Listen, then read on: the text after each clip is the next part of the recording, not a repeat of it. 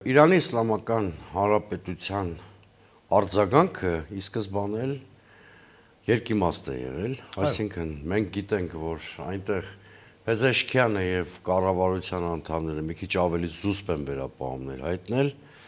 բայց այնպես չի, որ նրանք էլ Թրիփի հետ կապված մտահոգություններ չեն տեսել, ուղղակի շատ ավելի զուսպ մտահոգություններ են հայտնել եւ շատ ավելի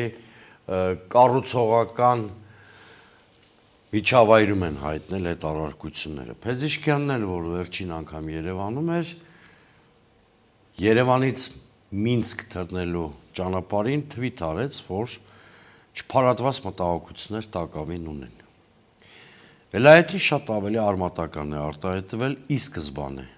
Օգոստոսին էլ նա մի այսպիսի, գրեթե այսպիսի հայտարարություններ արել, այսինքն ֆիքսենք, որ հոգևոր առաջնորդի շուրջ գտնվող գործիչները Իրանի շատ ավելի կտրուկ են արտահայտվում։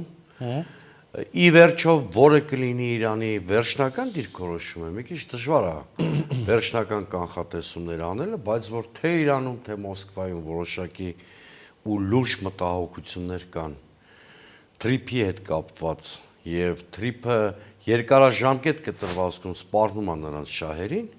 կամ ռիսկեր է ստեղծում նրանց համար, իսկ գուցե նաև Հնդկաստանի եւ Չինաստանի համար, սա ակնհայտ է։